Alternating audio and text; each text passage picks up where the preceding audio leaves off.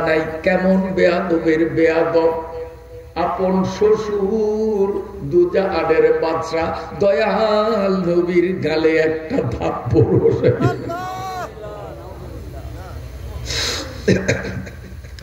নবীজিকে গালিগুলাজ করল অকথ্য ভাষায় আমার দিনের নবীরে অথবা গালি দিল নবীজির গালে থাপ্পড় বসাইয়া দিল নবীজি নীরবে সহ্য করতেছেন দুই চোখের পানি ছাড়িয়া কান্দেন সবর এখতিয়ার করলেন পাল্টা কোনো কিচ্ছু বললেন না কিছুক্ষণ পরে যখন উতবা বলে হে মুহাম্মদ তোমার আল্লাহ টাল্লাহ আমরা কিচ্ছু বুঝি না এই আল্লাহ টাল্লাহর কথা কোনোদিন তুমি সমাজে বলিও না যখনই এতটুকু বলল আল্লাহর নবী থামিয়া থাকতে পারলেন না আল্লাহ পাকের নবী অমনি মুনাজাত করিয়া কও আরশের মালিক আল্লাহ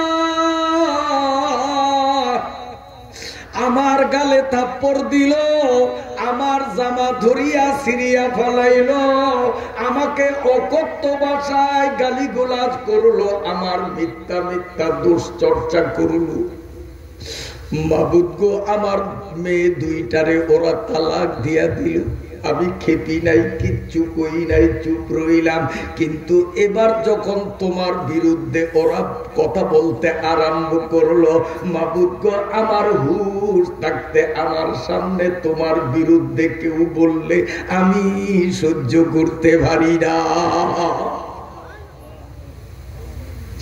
আল্লাহ রাব্বুল আলামিন ডাক দিয়া কয় দোস্ত আমার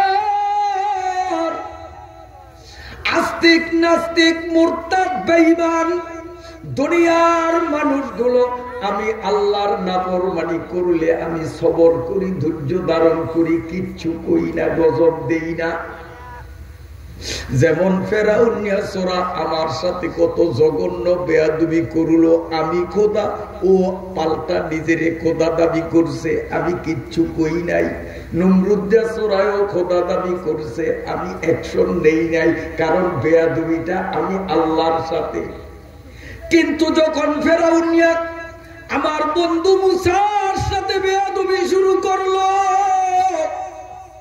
নমরুদ নিয়াসরায় আমার বন্ধু ইব্রাহিম নবীর সঙ্গে যখন বেয়াদবি করলো আমি আল্লাহ সহ্য করতে পারি না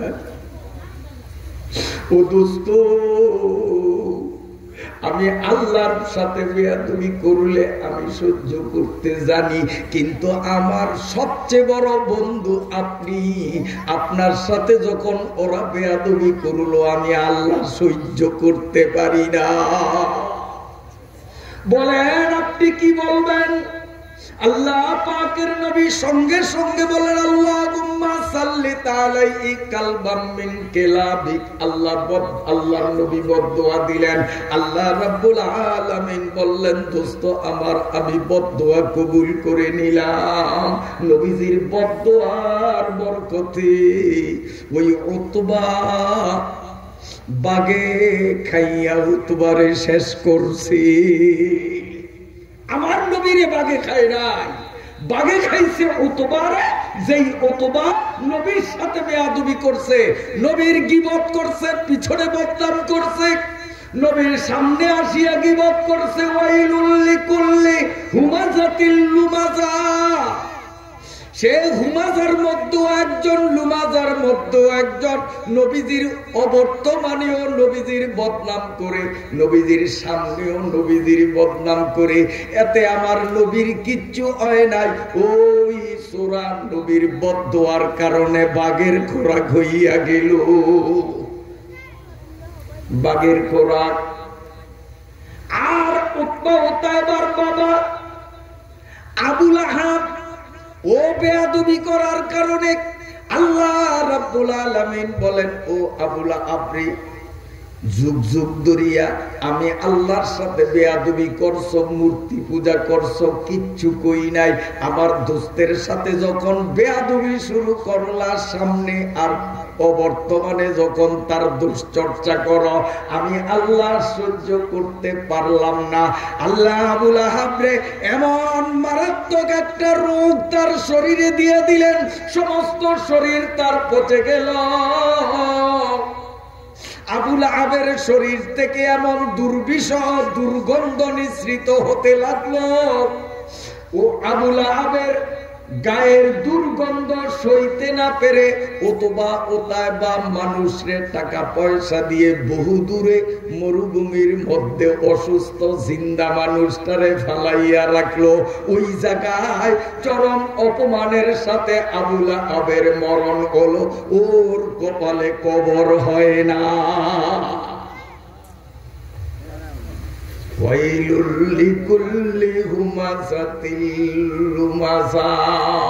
যে হুমাজা হবে আর লুমাজা হবে, মানুষের সামনে কিংবা অবচরে বিপদ আর দুশ্চর্চা করবে, সে নিজেই ক্ষতিগ্রস্ত হবে। যার বদনাম করলো তার কিচ্ছু হবে না।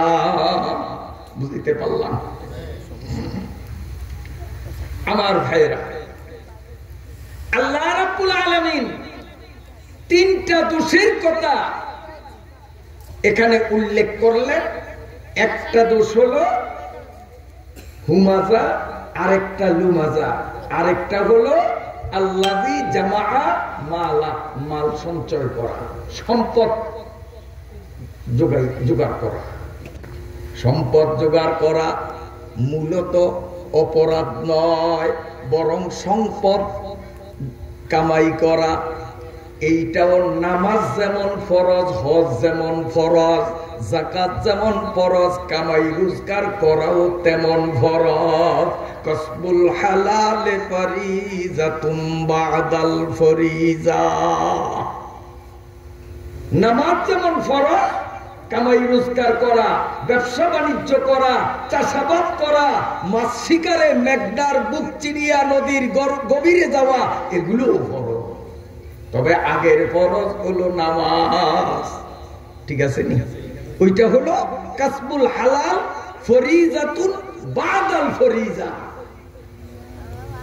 কিতাবের মধ্যে লিখে এই শোনেন, দুইটা লোক, একটা লোক চিন্তা করলো আমি বিয়ে শাদী করবো না, কারণ যখন তোমার দুই পাও যথা ইচ্ছা তথায় যাও, যদি হয় 4 পাও ভাত কাপড় দিয়া যাও, যদি হয় 6 পাও বাবা তুমি কই যাও, ঠিক না?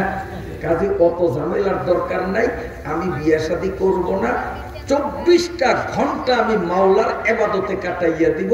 ও মসজিদেই থাকে, যায় নামাজ বিছাইয়া নামাজ পড়ে জিকির তিলাওয়াত দুরুদ এগুলি নিয়ে ব্যস্ত, কারণ ওর ছেলে মেয়ে বউ কিচ্ছু নাই, ঝামেলা নাই, শুধু ইবাদত বন্দেগী করে ফিরি। আরেকটা মানুষ, ওর মা আছে, বাবা আছে, স্ত্রী আছে, সন্তান আছে, গরিব মানুষ। এই গরিব মানুষটা সকালবেলা একটা সিরা সালার বস্তা নিয়া শশীভূষণ বাজারের মেইন রোডের পাশে রাস্তার কিনারে ধুলিবালির মধ্যে ওই বস্তা বিছাইয়া এত কয়টা ধনিয়া পাতা, এত কয়টা মূলার শাক, এত কয়টা পালং শাক আর ওদের থেকে নিয়া গরিব মানুষ ব্যবসায় বসছে। যদি আল্লাহ আমারে 10-20 টাকা মুনাফা দেয়, ওই 10-20 টাকা দিয়া কিছু কিনা আমি আমার মায়ের মুখে খাবার দিব, বাবারে দিব, আমার বউর মুখে খাবার দিব, আমার সন্তানের মুখে খাবার দিব। এই লোকটার সিরা সালার মূল্য আমার আল্লাহর কাছে ওই লোকটার যায় নামাজের থেকে বেশি। কামাই রোজগার করা এটা শরীয়তে নিন্দনীয় নয়, বরং এটা প্রশংসনীয়। তবে নিন্দনীয় ওই কামাই, সাথে আল্লাহ পাক আল্লাযী জামাআ মালা বলিয়া থামেন নাই, সাথে ওয়া'আদ্দাদা লাগাইলেন। আল্লাযী জামাআ মালান, যারা মাল কামাই করে ওয়া'আদ্দাদা, এবং খালি গনে। গনে মানে কি? যে ওয়াজ তাফসীরের পক্ষ থেকে গেছে, কিছু দেন, চিন্তা করলো 10,000 টাকা আমার কাছে আছে, আমি যদি 100 টাকা দিয়ে দেই তাহলে তো আমার বান্ডিল থেকে 100 কমে যাবে। খালি গুনি ওয়াদ দাদা। গরিব মিসকিন এতিম গেল, যদি কিছু সাহায্য চাই অমনি সে গনে যে আমার 50,000 টাকা আছে, ওরে যদি আমি 50 টাকা দিয়ে দেই 50,000 থেকে তো আমার 50 টাকা কমে যাবে। কথা বুঝেননি? আল্লাহ পাক বলেন এই ধরনের যারা শুধু কামাই করতে জানে, খরচ করতে জানে না, এই মানুষগুলোর জন্য হলো ওয়াইল দুজক। খালি কামাই করে খরচ করে না। ও ভাইরা, সহিহ হাদিস দ্বারা প্রমাণ, লিজাসাদিকা আলাইকা হাক্কা ওয়া ইন্না লিজাসাদিকা আলাইকা হাক্কা ইলা আখিরিল হাদিস। আল্লাহ পাকের নবী বলেন, তুমি যে সম্পদ, এই কথা কই না, বসো বসো বসো, তুমি যেই সম্পদ কামাই করো এই সম্পদের মধ্যে তোমার শরীরেরও হক আছে। তুমি শুধু টাকা কমে যাবে কারণে শরীরের খাবার দাও না, ক্ষুধায় মাজা কোমর বাঁকা হইয়া গেল, হোটেলে ঢুকো না, কারণ 2টা সিঙ্গারা খাইলেই তো আমার 200 টাকার থেকে 10 টাকা কমে যাবে। আসেনি মার্কা লোক বহু আছে। ওয়ালি জাসাদিকা আলাইকা হাক্কা, তোমার শরীরের জন্য তোমার সঞ্চিত সম্পদে হক আছে। তুমি নিজের রুহটারে কষ্ট দিলা, পেটটারে কষ্ট দিলা, সময় মতো তারে খাবার দিলা না, এর জন্য আল্লাহর আদালতে তুমি জালিম হয়ে দাঁড়াতে হবে। একবার কষ্ট হয়নি আপনাদের? সুন্দর আলোচনা সামনে আসতেছে, ইনশাআল্লাহ সূরা সবটাই শেষ করার চেষ্টা করব, তবে গভীর রাত করব না ইনশাআল্লাহ। সময়ের দিকে লক্ষ্য রেখেই আমরা সূরাটাকে ফিনিশিং দিব। রাজি আছেন নি সবাই? একবার প্রোগ্রাম থেকে আসতেছিলাম চট্টগ্রাম থেকে, তখন আমার নিজস্ব প্রাইভেট গাড়ি ছিল না, অনেক আগের কথা। বাসে আসলাম আলেকজান্ডার থেকে রিক্সায় আসলাম এই আপনার লঞ্চঘাট। রিক্সার থেকে নাইমা যখন এই আপনার টার্মিনালে যাব, ওরে আল্লাহ রে, 2 দিক থেকে কি যে আদর, শ্বশুর বাড়ি জামাইরও তো অত আদর না। হোটেলওয়ালারা টানাটানি, আসেন আসেন, 4টা খায়া যান, 4টা খায়া যান। কথা না ঠিক না বেটি? শ্বশুর বাড়ি জামাইরে এত সাধে না, শতটা দেখবেন ওখানে গেলে কি যে আদর রে, ওরে আল্লাহ রে, সাধতেছে। তো মানুষ যখন ওরা যতই টানাটানি করে খালি টার্মিনালের দিকে যায়, তখন কয় কে মেয়ারা, বাসওয়ালারে ঠকাইতে পারেন নাই, রিক্সাওয়ালারে ঠকাইতে পারেন নাই, এই মেয়ারে কেউ ঠকাইয়েন না, ও আল্লাহর রাস্তে, বুঝেননি? এই মেয়ারে ঠকাইয়েন না। ওরে বাসে যখন আসছেন বাসের ভাড়া দেওয়া লাগছে, রিক্সায় যখন উঠলেন রিক্সার ভাড়া দেওয়া লাগছে, এই পেট যখন আপনার সাথে আল্লাহ দিয়েছেন এই পেটের ভাড়াও আপনার দেওয়া লাগবে। শুধু টাকা কামাই করবেন, খাইবেন না, আল্লাহর কাছে জবাব দেওয়া লাগবে। ঠিক আছে? আল্লাযী জামা মালান ওয়া আদ্দাদা, শুধু মাল জমা করে, মাল কামাই করে আর গনে, ওরা খরচ করে না, যাকাত দেয় না, ফিতরা দেয় না, মাল কমবে কারণে চাঁদা দেয় না, দান দক্ষিণা করে না। এমন কায়দায় তারা মালকে জমা করে। আমার আল্লাহ বলতেছেন, ইয়াহসাবু আন্না মালাহু আখলাদা, ওদের মাল জমাই করার অবস্থা দেখলে মনে হয় যে এদের মনে মনে ধারণা যে মাল চিরস্থায়ী তার সাথে থাকবে। সে মাল কমায় না, মনে করছে যে মাল আমার সাথে চিরকাল থাকবে। আসলে কি চিরকাল থাকবে? মাল চিরকাল থাকে? এই কোটিপতি আবার পথের ভিখারি, আবার পথের ভিখারি হয়ে যায় কোটিপতি। সমাজে আছে কি না? তাফসীরের কিতাবে মজার একটা ঘটনা উল্লেখ করা হয়েছে, বলবো, খুব মজা। তাফসীরের কিতাবে লেখে বনি ইসরাইলের মধ্যে একটা জমিদার ছিল, জমিদার অগাধ সম্পদের মালিক, সুঠাম দেহ যুবক। এই জমিদার বিয়ে করছে একটা সুন্দরী রূপসী নেককার দিনদার মেয়েকে।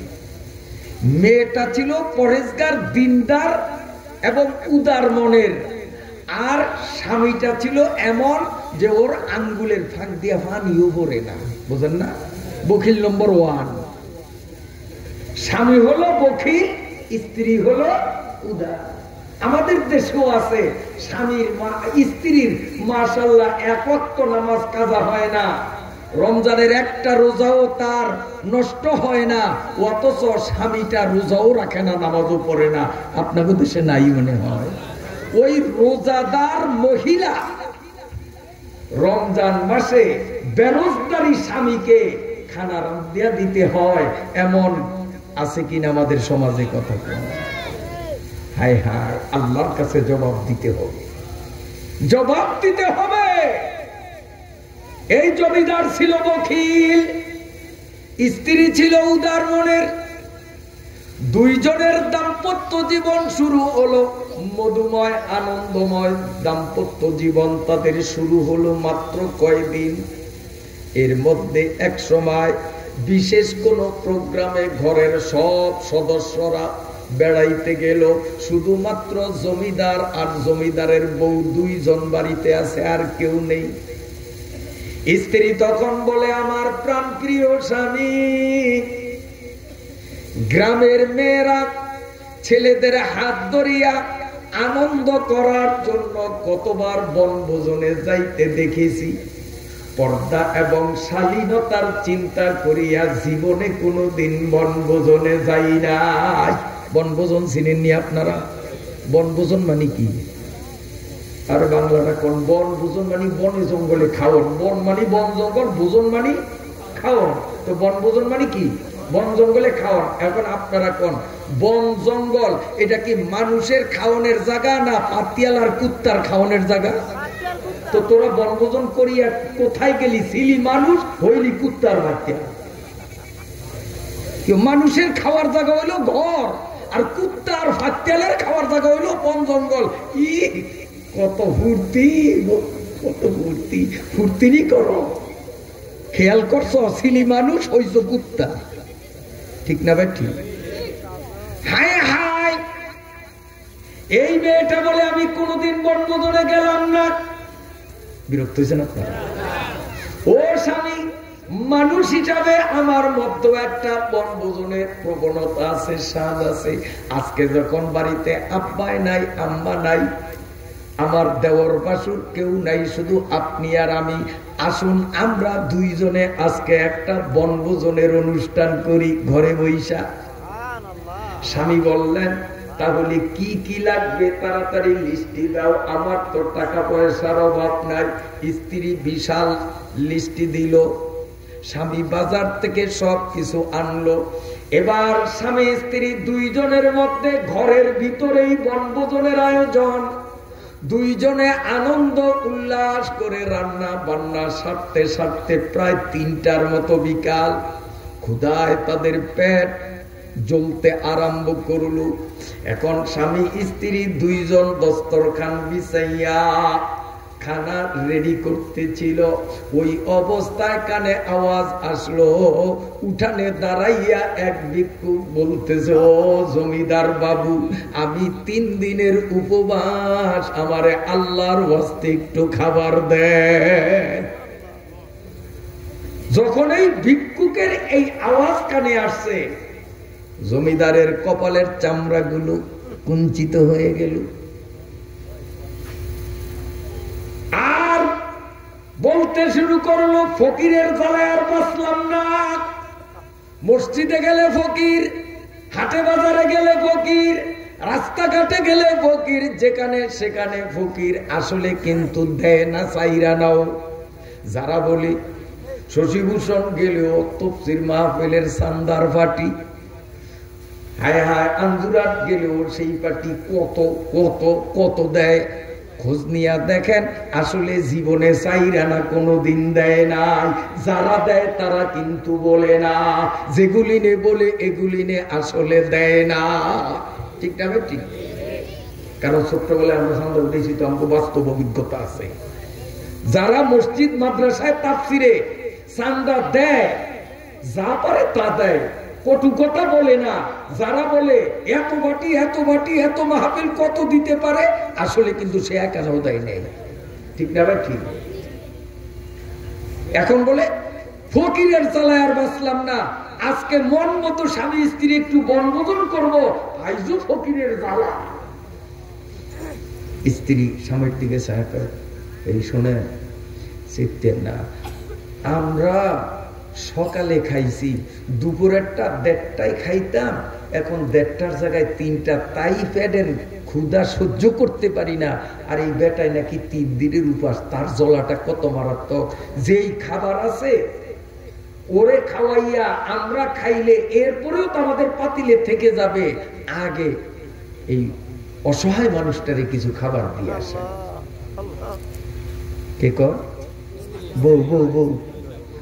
এখন ওর তো কলিজাটা সিরিয়া যায়, কারণ জীবনে ওর আঙ্গুলের ফাঁক দিয়ে 1 ফোঁটা পানি ভরে নাই।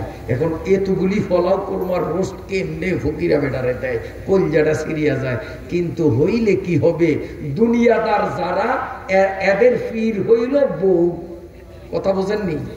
দুনিয়াদার যারা তাদের ফির বউ। বউ যা বলবে তাই তারা শুনবে। নিজের চোখে দেখতেছে বউরে নিয়ে বাজারে আসছে, কারণ ওই যে বউ বলছে মার্কেট করতে যাবো চলো। এখন বউর মুড়ির তো পিসাব যা কইছে মুড়িতে তা না শুনিয়া পারে। এখন বউ পিসাব সামনে আর ওই গোলামটা বউর পিছে পিছে হাঁটে। আপনাকে দেশে নাই, আমরা শহরের কথা বলি। এরপরে দোকানে যাইয়া 300 টাকার মাল 550 টাকায় কিনতেছে, ওর ন্যায্য দাম 350 টাকা। স্বামী বেটায় বোঝে, কিন্তু দেখে যে বউ 550 টাকায় ওটার দাম ঠিক করছে, বুঝিয়াও না বোঝনের ভান করিয়া নিজের পকেট থেকে 550 টাকা দিতে বাধ্য। আছে না? না। দুনিয়াদার গুলো বউর গোলাম। ওই জমিদারও দুনিয়াদার। সে চিন্তা করলো, যদিও ফকিরের খাবার দেওয়া আমার রুচির বিরুদ্ধে, মনের বিরুদ্ধে, কিন্তু খাবার যদি না দেই তাহলে বউর মন পাওয়া যাবে না। এবার আল্লাহর মন পাওয়ার জন্য নয়, বউয়ের মন পাওয়ার জন্য খাবার নিয়ে রওনা দিল। কার জন্য? বউর মন পাওয়ার জন্য, আল্লাহর মন পাওয়ার জন্য না। বউ কইছে না দিলে তোর মন পাবো না। কষ্ট হয় না? সামনে গেল, দরজাটা খুলিয়া দেখলো ওই 3 দিনের অনাহারি মানুষটা শুকাইয়া একেবারে কাষ্ট, আর হাড্ডি ছাড়া তার শরীরে গোশত ছিল না। দীর্ঘদিনের মারাত্মক রোগাক্রান্ত থাকার কারণে তার চেহারাটা বিশ্রী আর কুশ্রী কুদর্শন। সাথে সাথে দরজা বন্ধ করিয়া বলল, ফকিরের জ্বালায় আর বাঁচলাম না। খানা নিয়া হাজির, ফকিরের জ্বালায় আর বাঁচলাম না। ফকিরা বেটা চোখ রাঙ্গা করিয়া তাকাইয়া রইল। স্ত্রী পিছন থেকে বলে, হা কি করলেন, তাড়াতাড়ি দিয়ে আসেন। এবার স্ত্রীর মন রক্ষার জন্য দরজাটা খুলিয়া যখন খানার ভাণ্ড নিয়া ফকিরার কাছে গেল, ফকিরা চোখ রাঙ্গা করিয়া ধমক দিয়া কয়, এ বেটা জমিদার শোন, তুই যদি আমার পা ধরিয়াও অনুরোধ করস, তোর মতো দুষ্টের খাবার আমি খাবো না। আমি না খাইয়া মরবো, তারপরেও তোর মতো বদমাইশের খাবার আমি খাবো না। এই কথা যখন বলল, জমিদারের মেজাজ গরম হয়ে গেল। অমনি ফকিরা বেটায় বলে, বেটা জমিদার, সম্পদ তোমার আছে, মাল তোমার আছে, যার কারণে আমি গরিব বলে তুমি আমাকে তুচ্ছ জ্ঞান করেছো। তোমারে আমি বলে দেই, এই মালের মালিক কিন্তু তুমি না, মালের মালিক হলেন কে? কুলিল্লাহুম্মা মালিকাল মুলক মুলকে তুতিল মুলকা মান তাশা ওয়া তুইজ্জু মান তাশা ওয়া তুযিল্লু মান তাশা বিয়াদিকাল খায়র। ফকিরা বেটা কয় এই মালের মালিক তুই না, মালের মালিক আল্লাহ। আল্লাহ তোর কাছে মাল আমানত রাখছে বিদায় তুই বড় লোক। আল্লাহ আমার কাছে মাল রাখে নাই বলে আমি গরিব। আমার আল্লাহর ক্ষমতা আছে, আল্লাহ তোর মাল ছিনাইয়া আমারে দিয়া জমিদার আমারে বানাইতে পারে। তোরে আমার মতো 3 দিনের অনাহারি আর রোগাক্রান্ত বানাইয়া আমার মতো জমিদারের বাড়ি ভিক্ষা করতে পাঠাইতে জানে। ফকিরার কথা ঠিক না বেটি? এতটুকুন বলার পরে জমিদার তো তেলে বেগুনে গরম। এইটা না কিন্তু এইটা দেখায়, বুঝলেন না? এইটা দেখায় বামাতেরটা। এ বেটা, আমার যে সম্পদ আমি যদি কামাই রোজগার সব ক্লোজ করে দেই, বন্ধ করে দেই, এরপরে আমার যুগ নাতিপুতির যুগ যাবে, সম্পদ পুরাবে না। আর আমি বুঝি খয়রাতি হইয়া তোর কাছে যাব, আর তোর পায়ের তলে মাটি নেই, তুই আবার জমিদার হবি, তো তোর আল্লাহ যদি পারে তাই দেখব। সম্পদের বলে আলেম ওলামারে মানুষ বলিয়া গণে না, সম্পদের বড়াইয়ের কারণে গরিব দুঃখী এতিম মিসকিন রে হিসাবে ধরে না। এই সম্পদ কিন্তু হাতের ময়লা, এই আছে এই নাই। আল্লাহ এই দুষ্টের থেকে সম্পদ নিয়া ওই অসহায় মানুষের সম্পদশালী বানাইতে পারে কিনা? আমার ভাইরা বাবাজিরা, ওই ফকিরা বেটা চিৎকার মারিয়া বলে, রে জমিদার, মাল জমা করছো আর তুমি গণো যে ফকিরারে আল্লাহর হস্তে দিলে তোমার মাল কমবে। আল্লাহ দি জামা মালা, আমি তোমারে জানাইয়া দিলাম আল্লাহ সম্পদ তোমার থেকে ছিনাইয়া আমারে দিয়া আমারে বড় লোক বানাইতে পারে, তোমারে পথের ভিখারি বানাইয়া আমার দুয়ারে ভিক্ষার হাত খোলাইতে পারে। এতটুকুন বলিয়া ভিক্ষুক চলিয়া গেল। জমিদার দরজা বন্ধ করল, পিছনে তাকাইয়া দেখে তার স্ত্রী মেইন ঘরের খাটের উপরে শোয়া। স্ত্রীর হাত ধইরা টান দিল, চলো ক্ষুধার জ্বালা সহ্য হয় না, তাড়াতাড়ি রান্না করে চলো, খাবার খাবো। স্ত্রীর 2 চোখ থেকে গড়াইয়া গড়াইয়া পানি পড়তেছিল। স্ত্রী কান্দে আর বলে, স্বামী তুমি খাও, আমি খাবো না। কেন তুই খাবি না? কয় যেই খাওয়ানোর মধ্যে আল্লাহর নামের ইজ্জত থাকবে না। ফকিরা বেটায় এমনিতে চায় না, সে বলেছে আল্লাহর ওয়াস্তে আবার একটু খাবার দেন। তোর মতো বকিল আল্লাহর নামের ইজ্জত রাখলি না, ফকিরা বেটারে খাবার দিলি না, এই খাবার আমার পেটে যাইবে না, তোর খাওন তুই খা। এই নিয়ে স্বামী স্ত্রী 2 জনের মধ্যে বাক বিতণ্ড, কথা বাড়াবাড়ি, ঝগড়া চলতেছিল। ঝগড়ার এক পর্যায়ে স্বামী ক্ষিপ্ত হইয়া 1 2 3 কাটিস 3টা ছাইরা দিল। বুঝলেন না? 3 তালাক দিয়ে দিল। তালাক দেওয়ার পরে এখন স্বামীও মাতাল, স্ত্রীও মাতাল। হায় হায় কি হলো? একটা ফকিরা বেটারে কেন্দ্র কইরা আমাদের সুখের সংসারে আগুন ধরাইয়া দিলাম। স্ত্রী কয় হায় আয় কি হইল, এমন তো বুঝি নাই। স্বামীও কয় হায় আয় কি করলাম কি করলাম, একটা ফকিররে কেন্দ্র করিয়া আমাদের সুখের সংসার শেষ করলাম। 2 জনে মিলিয়া কিছুক্ষণ কানলো, ওদিকে খাবারের জায়গায় পৌঁছে গেল। 2টা কানতে কানতে অনেক পরে স্বামী এবার স্ত্রীকে বলে, চলো আমি যে তোমার রাগের মাথায় তালাক দিয়েছি তুমি জানো আর আমি জানি, দুনিয়ার কেউ জানে না। এটা আমিও প্রকাশ করব না, তুমিও প্রকাশ করো না, চলো আমরা আপোষ হয়ে সংসার করি।